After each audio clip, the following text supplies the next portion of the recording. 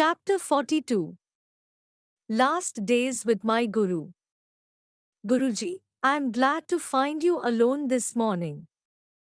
I had just arrived at the Sirampur hermitage, carrying a fragrant burden of fruit and roses. Sri Yukteswar glanced at me meekly. What is your question? Master looked about the room as though he was seeking escape. Guruji, I came to you as a high school youth. Now I am a grown man, even with a grey hair or two. Do you have showered me with silent affection from the first hour to this? Do you realize that once only, on the day of meeting, have you ever said, I love you? I looked at him pleadingly. Master lowered his gaze. Yogananda, must I bring out into the cold realms of speech the warm sentiments best guarded by the wordless heart? Guruji, I know you love me, but my mortal ears ache to hear you say so. Be it as you wish. During my married life, I often yearned for a son to train in the yogic path. But when you came into my life, I was content. In you, I have found my son. Two clear teardrops stood in Sri Yukteswar's eyes. Yogananda, I love you always. Your answer is my passport to heaven. I felt a weight lift from my heart, dissolved forever at his words. Often had I wondered at his silence, realizing that he was unemotional and self-contained, yet sometimes I feared I had been unsuccessful in fully satisfying him. His was a strange nature, never utterly to be known, a nature deep and still, unfathomable to the outer world, whose values he had long transcended. A few days later, when I spoke before a huge audience at Albert Hall in Calcutta, Sri Yukteswar consented to sit beside me on the platform, with the Maharaja of Santosh and the Mayor of Calcutta. Though Master made no remark to me, I glanced at him from time to time during my address, and thought I detected a pleased twinkle in his eyes. Then came a talk before the alumni of Sirampur College. As I gazed upon my old classmates, and as they gazed on their own mad monk, tears of joy showed unashamedly. My silver-tongued professor of philosophy, Dr. Ghoshal, came forward to greet me, all our past misunderstandings dissolved by the alchemist time. A winter solstice festival was celebrated at the end of December in the Sirampur hermitage. As always, Sri Yukteswar's disciples gathered from far and near. Devotional sankirtans, solos in the nectar-sweet voice of Christoda, a feast served by young disciples, Master's profoundly moving discourse under the stars in the thronged courtyard of the ashram memories. Joyous festivals of years long past. Tonight, however, there was to be a new feature. Yogananda, please address the assemblage in English. Master's eyes were twinkling as he made this doubly unusual request. Was he thinking of the shipboard predicament that had preceded my first lecture in English? I told the story to my audience of brother disciples, ending with a fervent tribute to our Guru. His omnipresent guidance was with me not alone on the ocean steamer, I concluded, but daily throughout my 15 years in the vast and hospitable land of America. After the guests had departed, Sri Yukteswar called me to the same bedroom where once only, after a festival of my early years, I had been permitted to sleep on his wooden bed. Tonight my Guru was sitting there quietly, a semicircle of disciples at his feet. He smiled as I quickly entered the room. Yogananda, are you leaving now for Calcutta? Please return here tomorrow. I have certain things to tell you. The next afternoon, with a few simple words of blessing, Sri Yukteswar bestowed on me the further monastic title of Paramhansa. It now formally supersedes your former title of Swami, he said as I knelt before him. With a silent chuckle, I thought of the struggle which my American students would undergo over the pronunciation of Paramahansaji. My task on earth is now finished, you must carry on. Master spoke quietly, his eyes calm and gentle. My heart was palpitating in fear. Please send someone to take charge of our ashram at Puri, Sri Yukteswar went on. I leave everything in your hands. You will be able to successfully sail the boat of your life and that of the organization to the divine shores. In tears, I was embracing his feet. He rose and blessed me endearingly. The following day I summoned from Ranchi a disciple, Swami Keshabananda, and sent him to Puri to assume the hermitage duties. Later my guru discussed with me the legal details of settling his estate.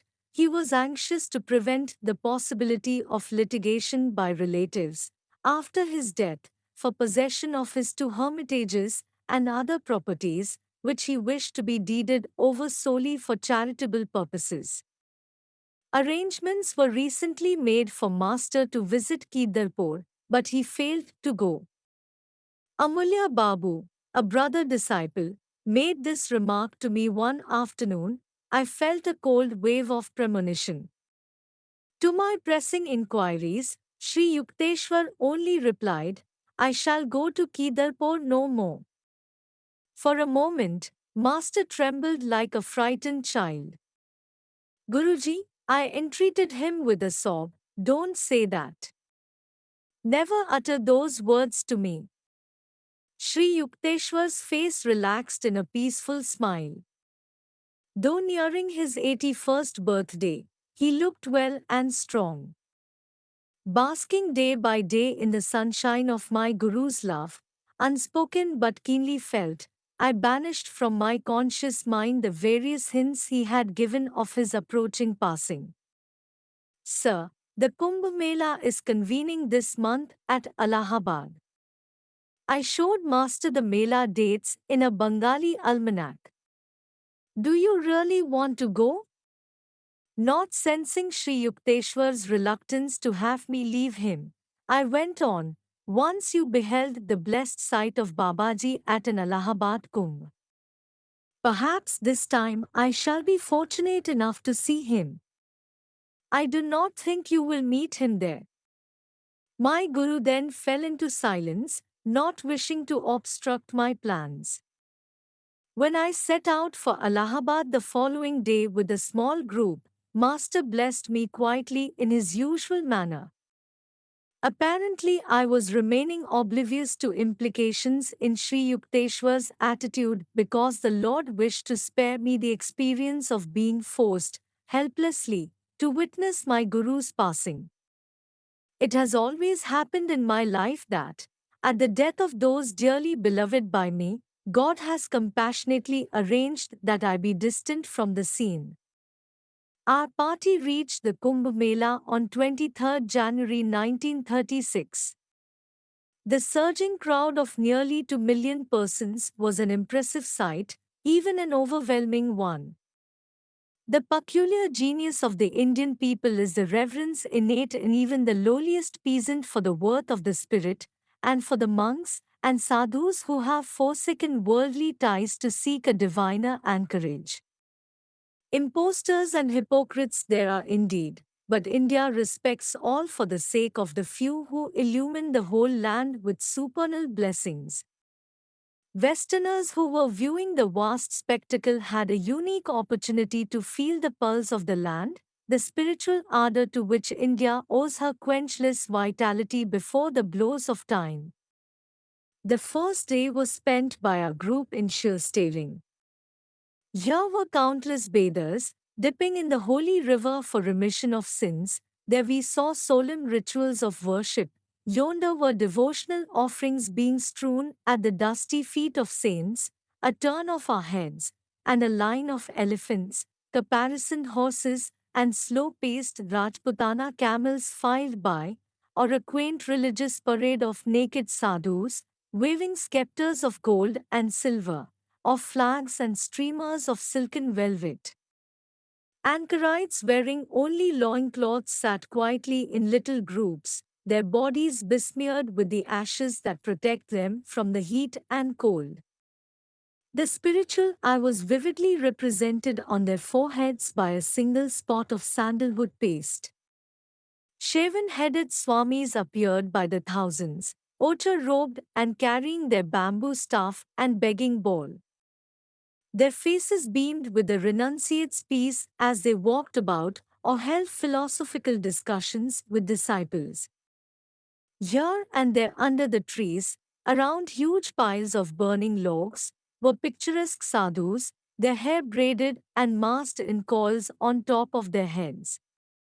Some wore beards several feet in length, curled and tied in a knot. They meditated quietly, or extended their hands in blessing to the passing throng beggars, maharajas on elephants, women in multicolored saris, their bangles and anklets tinkling, fakirs with thin arms held grotesquely aloft, brahmacharis carrying meditation elbow props, humble sages whose solemnity hid an inner bliss. High above the din we heard the ceaseless summons of the temple bells. On our second Mela day, my companions and I entered various ashrams and temporary huts, offering pranams to saintly personages. We received the blessing of the leader of the Giri branch of the Swami order, a thin, ascetical monk with eyes of smiling fire. Our next visit took us to a hermitage whose guru had observed for the past 9 years the vows of silence and a strict fruitarian diet. On the central days in the ashram hall sat a blind sadhu, Ragla Chakshu, profoundly learned in the Shastras and highly revered by all sects. After I had given a brief discourse in Hindi on Vedanta, our group left the peaceful hermitage to greet a nearby Swami, Krishnananda, a handsome monk with rosy cheeks and impressive shoulders. Reclining near him was a tame lioness. Succumbing to the monk's spiritual charm, not, I am sure, to his powerful physique, the jungle animal refuses all meat in favor of rice and milk. The Swami has taught the tawny-haired beast to utter aum in a deep, attractive growl, a cat devotee. Our next encounter, an interview with a learned young sadhu, is well described in Mr. Wright's sparkling travel diary. We rode in the ford across the very low Ganges on a creaking pontoon bridge, crawling snake-like through the crowds and over narrow, twisting lanes, passing the site on the river bank which Yoganandaji pointed out to me as the meeting place of Babaji and Sri Yukteswar. Alighting from the car a short time later, we walked some distance through the thickening smoke of the sadhus' fires and over the slippery sands to reach a cluster of tiny, very modest mud and straw huts. We halted in front of one of these insignificant temporary dwellings with a pygmy doorless entrance, the shelter of Karapatri, a young wandering sadhu noted for his exceptional intelligence.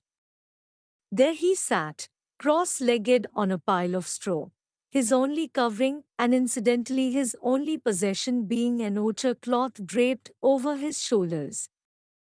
Truly a divine face smiled at us after we had crawled on all fours into the hut and pronamed at the feet of this enlightened soul, while the kerosene lantern at the entrance flickered weird, dancing shadows on the thatched walls. His face, especially his eyes and perfect teeth, beamed and glistened. Although I was puzzled by the Hindi, his expressions were very revealing. He was full of enthusiasm, love, spiritual glory. No one could be mistaken as to his greatness. Imagine the happy life of one unattached to the material world, free of the clothing problem, free of food craving, never begging, never touching cooked food except on alternate days, never carrying a begging bowl, free of all money entanglements, never handling money, never storing things away, always trusting in God, free of transportation worries, never riding in vehicles, but always walking on the banks of the sacred rivers. Never remaining in one place longer than a week in order to avoid any growth of attachment. Such a modest soul, unusually learned in the Vedas, and possessing an MA degree and the title of Shastri, Master of Scriptures, from Banaras University. A sublime feeling pervaded me as I sat at his feet. It all seemed to be an answer to my desire to see the real, the ancient India, for he is a true representative of this land of spiritual giants. I questioned Karapatri about his wandering life. Don't you have any extra clothes for winter? No, this is enough. Do you carry any books? No, I teach from memory those people who wish to hear me. What else do you do? I roam by the Ganges. At these quiet words, I was overpowered by a yearning for the simplicity of his life. I remembered America and all the responsibilities that lay on my shoulders. No, Yogananda, I thought, sadly for a moment, in this life roaming by the Ganges is not for you. After the sadhu had told me a few of his spiritual realizations, I shot an abrupt question. Are you giving these descriptions from scriptural lore or from inward experience? Half from book learning, he answered with a straightforward smile, and half from experience. We sat happily a while in meditative silence. After we had left his sacred presence, I said to Mr. Wright, he is a king sitting on a throne of golden straw. We had our dinner that night on the Mela grounds under the stars, eating from leaf plates pinned together with sticks. Dishwashings in India are reduced to a minimum. 2 more days of the fascinating Kumbh, then northwest along the Jamna banks to Agra. Once again I gazed on the Taj Mahal. In memory Jitendra stood by my side, or by the dream in marble. Then on to the Brindaban ashram of Swami Keshabananda. My object in seeking out Keshabananda was connected with this book. I had never forgotten Sri Yukteswar's request that I write the life of Lahiri Mahashaya. During my stay in India, I was taking every opportunity of contacting direct disciples and relatives of the Yogavatar. Recording their conversations in voluminous notes, I verified facts and dates, and collected photographs, old letters, and documents. My Lahiri Mahashya portfolio began to swell. I realized with dismay that ahead of me lay arduous labors in authorship. I prayed that I might be equal to my role as biographer of the colossal Guru. Several of his disciples feared that in a written account their master might be belittled or misinterpreted. One can hardly do justice in cold words to the life of a divine incarnation, Panchano Bhattacharya had once remarked to me. Other close disciples were similarly satisfied to keep the Yogavatar hidden in their hearts as the deathless preceptor. Nevertheless, mindful of Lahiri Mahashya's prediction about his biography, I spared no effort to secure and substantiate the facts of his outward life. Swami Keshabananda greeted our party warmly at Brindaban in his Katyani Peth ashram, an imposing brick building with massive black pillars, set in a beautiful garden. He ushered us at once into a sitting room adorned with an enlargement of Lahiri Mahashya's picture. The Swami was approaching the age of 90, but his muscular body radiated strength and health. With long hair and a snow-white beard, eyes twinkling with joy, he was a veritable patriarchal embodiment. I informed him that I wanted to mention his name in my book on India's masters. Please tell me about your earlier life. I smiled entreatingly. Great yogis are often uncommunicative. Keshabananda made a gesture of humility. There is little of external moment. Practically my whole life has been spent in the Himalayan solitudes, traveling on foot from one quiet cave to another. For a while I maintained a small ashram outside Hardwar, surrounded on all sides by a grove of tall trees. It was a peaceful spot little visited by travelers, owing to the ubiquitous presence of cobras. Keshabananda chuckled. Later a Ganges flood washed away the hermitage and cobras alike. My disciples then helped me to build this Vrindaban ashram. One of our party asked the Swami how he had protected himself against the Himalayan tigers. Keshabananda shook his head. In those high spiritual altitudes, he said, wild beasts seldom molest the yogis. Once in the jungle I encountered a tiger face to face. At my sudden ejaculation, the animal was transfixed as though turned to stone. Again the Swami chuckled at his memories. Occasionally I left my seclusion to visit my guru in Benares. He used to joke with me over my ceaseless travels in the Himalayan wilderness. You have the mark of wanderlust on your foot, he told me once. I am glad that the sacred Himalayas are extensive enough to engross you. Many times, Keshabananda went on, both before and after his passing, Lahiri Mahashya has appeared bodily before me. For him no Himalayan height is inaccessible. 2 hours later he led us to a dining patio. I sighed in silent dismay. Another 15-course meal. Less than a year of Indian hospitality, and I had gained 50 pounds. Yet it would have been considered the height of rudeness to refuse any of the dishes, carefully prepared for the endless banquets in my honor. In India, nowhere else, alas, a well-padded Swami is considered a delightful sight. After dinner, Keshabananda led me to a secluded nook. Your arrival is not unexpected, he said. I have a message for you. I was surprised. No one had known of my plan to visit Keshabananda.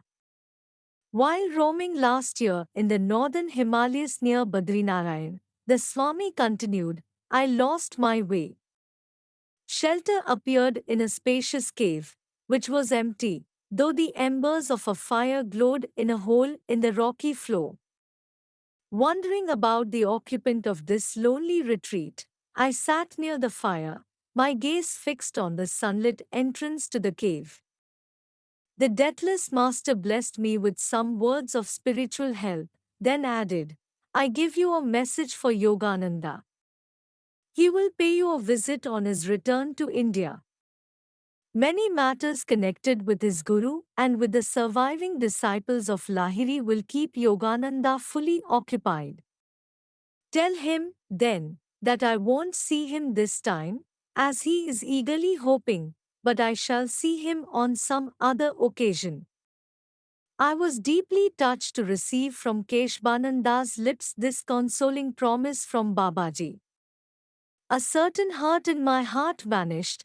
I grieved no longer that, even as Sri Yukteswar had hinted, Babaji did not appear at the Kumbh MELA. Spending one night as guests of the ashram, our party set out the following afternoon for Calcutta. Riding over a bridge of the Jamna River, we enjoyed a magnificent view of the skyline of Vrindaban just as the sun set fire to the sky, a veritable furnace of vulcan in color, reflected below us in the still waters. The Jamna beach is hallowed by memories of the child Sri Krishna. Here he engaged with innocent sweetness in his lilas, plays, with the gopis, maids, exemplifying the supernal love which ever exists between a divine incarnation and his devotees. The life of Lord Krishna has been misunderstood by many Western commentators. Scriptural allegory is baffling to literal minds. A hilarious blunder by a translator will illustrate this point. The story concerns an inspired medieval saint, the cobbler Ravidas, who sang in the simple terms of his own trade of the spiritual glory hidden in all mankind. Under the vast vault of blue lives the divinity clothed in hide. One turns aside to hide a smile on hearing the pedestrian interpretation given to Ravidas' poem by a Western writer. He afterwards built a hut, set up in it an idol which he made from a hide, and applied himself to its worship. Ravidas was a brother disciple of the great Kabir. One of Ravidas' exalted chelas was the Rani of Chitta. She invited a large number of Brahmins to a feast in honor of her teacher, but they refused to eat with a lowly cobbler. As they sat down in dignified aloofness to eat their own uncontaminated meal, lo! Each Brahman found at his side the form of Ravidas. This mass vision accomplished a widespread spiritual revival in Chitta. In a few days, our little group reached Calcutta. Eager to see Sri Yukteswar, I was disappointed to hear that he had left Serampore and was now in Puri, about 300 miles to the south. Come to Puri Ashram at once. This telegram was sent on 8th March by a brother disciple to Atul Chandra Roy Chaudhary, one of Master's chelas in Calcutta. News of the message reached my ears, anguished at its implications. I dropped to my knees and implored God that my Guru's life be spared. As I was about to leave Father's home for the train, a divine voice spoke within. Do not go to Puri tonight. Thy prayer cannot he granted.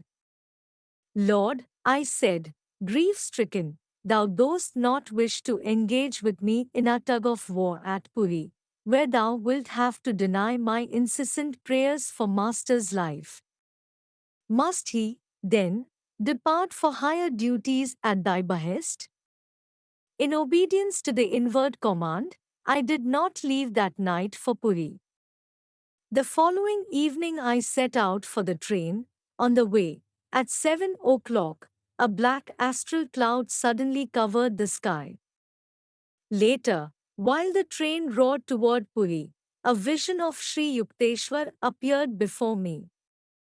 He was sitting, very grave of countenance, with a light on each side.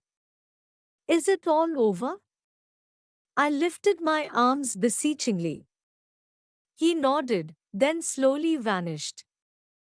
As I stood on the Puri train platform the following morning, still hoping against hope, an unknown man approached me. Have you heard that your master is gone? He left me without another word. I never discovered who he was nor how he had known where to find me. Stunned, I swayed against the platform wall, realizing that in diverse ways my Guru was trying to convey to me the devastating news. Seething with rebellion, my soul was like a volcano. By the time I reached the Puri hermitage, I was nearing collapse. The inner voice was tenderly repeating, collect yourself. Be calm. I entered the ashram room where Master's body, unimaginably lifelike, was sitting in the lotus posture, a picture of health and loveliness. A short time before his passing, my Guru had been slightly ill with fever, but before the day of his ascension into the infinite, his body had become completely well. No matter how often I looked at his dear form, I could not realize that its life had departed. His skin was smooth and soft, in his face was a beatific expression of tranquility. He had consciously relinquished his body at the hour of mystic summoning. The Lion of Bengal is gone. I cried in a daze. I conducted the solemn rites on 10th March. Sri Yukteswar was buried with the ancient rituals of the Swamis in the garden of his Puri ashram. His disciples later arrived from far and near to honor their guru at a vernal equinox memorial service. The Amrita Bazar Patrika, leading newspaper of Calcutta, carried his picture and the following report. The death Bhandara ceremony for Srimad Swami Sri Yukteswar Giri Maharaj, aged 81, took place at Puri on 21st March. Many disciples came down to Puri for the rites. One of the greatest expounders of the Bhagavad Gita, Swami Maharaj was a great disciple of Yogiraj Sri Shyama Charan Lahiri Mahashaya of Banaras. Swami Maharaj was the founder of several Yogoda Satsanga, self-realization fellowship, centers in India, and was the great inspiration behind the yoga movement which was carried to the West by Swami Yogananda, his principal disciple.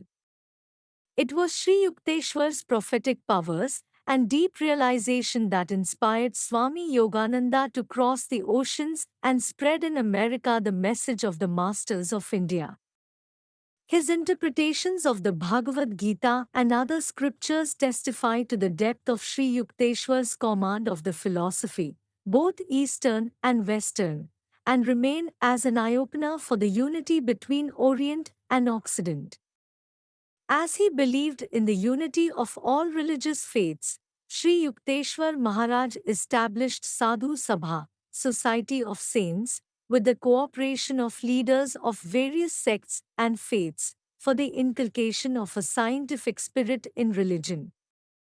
At the time of his demise, he nominated Swami Yogananda, his successor, as the president of Sadhu Sabha. India is really poorer today by the passing of such a great man.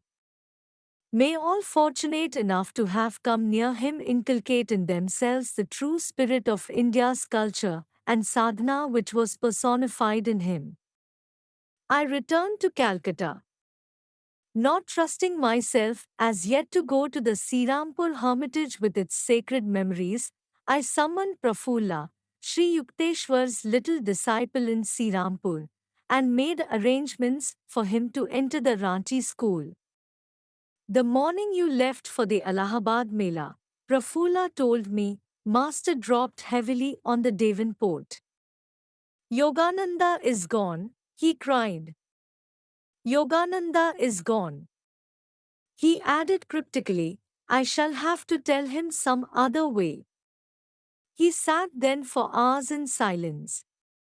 My days were filled with lectures, classes, interviews, and reunions with old friends. Beneath a hollow smile and a life of ceaseless activity, a stream of black brooding polluted the inner river of bliss which for so many years had meandered under the sands of all my perceptions. Where has that divine sage gone? I cried silently from the depths of a tormented spirit. No answer came. It is best that Master has completed his union with the cosmic beloved, my mind assured me. He is eternally glowing in the dominion of deathlessness. Never again may you see him in the old Serampore mansion, my heart lamented. No longer may you bring your friends to meet him, or proudly say, Behold, there sits India's Gyanvatar. Mr. Wright made arrangements for our party to sail from Bombay for the West in early June. After a fortnight in May of farewell banquets and speeches at Calcutta, Miss Bletch, Mr. Wright, and myself left in the Ford for Bombay. On our arrival, the ship authorities asked us to cancel our passage, as no room could be found for the Ford, which we would need again in Europe. Never mind, I said gloomily to Mr. Wright. I want to return once more to Puri. I silently added, let my tears once again water the grave of my Guru. This marks the end of chapter 42.